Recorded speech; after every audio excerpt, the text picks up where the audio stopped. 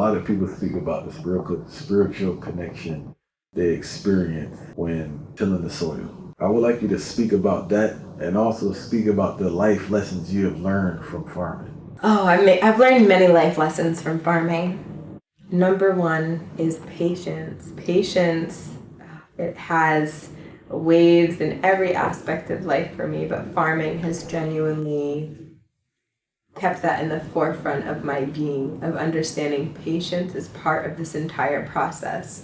Knowing the work that I do today, that I did yesterday, that I do tomorrow, that's work that I'm doing for future generations. Yes, there's an immediate impact on the community that I'm serving and the people around me, but this is intergenerational work that has come from work that was done before my time, that even gave me the ability to have the platform today to stand on, to teach others, to show others, to educate one another, to be in collective community safely in a sacred green space.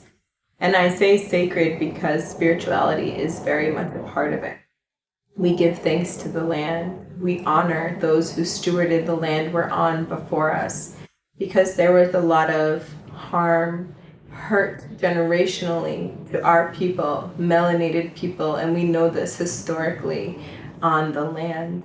We were taken from a land and brought to a land that wasn't of our choice at a time in history when people were already stewarding this same land that we were brought to. And the common thread amongst all of this is we are all melanated beings.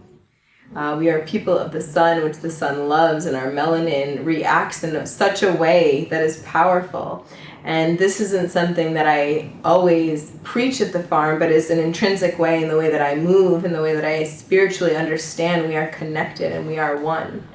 The spirituality component comes from the same way we may thank one another for doing a good deed or doing something that, brought happiness to someone else. The land does that for us, and she asks nothing other than to be patient, to till in a gentle way that's in tandem with the natural rhythms of the earth, to listen to what she's telling us as we are in this process, because it's ever evolving and it's changing, and the earth will speak to us in ways that aren't of the normal way we might think we can receive. It's not going to be a voice telling you, but there's going to be subtle ways the land shows you what she needs.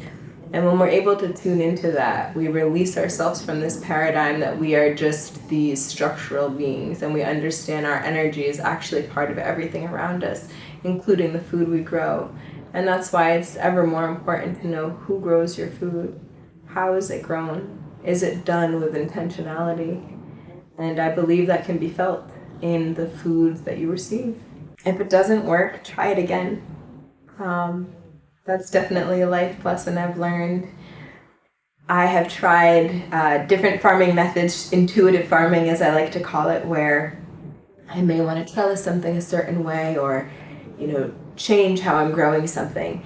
But if that's not meant to be grown in a certain way, or the change wasn't meant to happen, the land will let you know.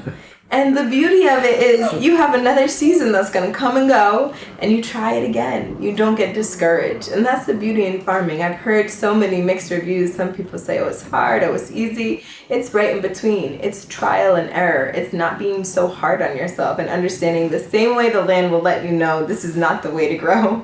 The same way you'll reap the bounty when you do actually get the fruits of whatever it is that you've sown, those seeds that you've sown. And just like our thoughts, when we have these seeds, we put them in the earth. They germinate, they sprout, they come up, and they offer us this beautiful blessing of a fruit or a vegetable. Our thoughts have that same power. That seed started as just a farmer's thought of, I wonder if this could grow. I believe this can grow. I'm going to plant this in the earth with the intention for it to grow, and it was going to offer me something magical. That's alchemy. We are all alchemists, and that's a fascinating understanding, and it's another reclamation of our power. So knowing that is something I've carried with me this whole time and will for the rest of my life. I think another lesson I've learned is The power of human connection in community transcends all oppressive powers that be. So when we remain steadfast in doing what we believe, planting the seeds that must be sown for our own ability to grow and transcend things that generationally have kept us down, we are the most powerful when we do that as a collective and community. And that means that we must shed anything that prevents us from acquiring that state of existing as one. Not as one singular person, but as all of us together. When we look at the rows of crops that we're growing at Life Do Grow Farm, it's a small but mighty farm, and certain crops do better together. So we interplant things like marigolds. They naturally will help keep certain pests away, and this interplanting is a way that we're increasing biodiversity, but also allowing the plants to just naturally be and exist in community with other plants that may appear or smell a little different than them, but they are part of that collective. And together they're actually much stronger. And I believe the same is for human beings. We must come together collectively, and that is where we'll actually change community.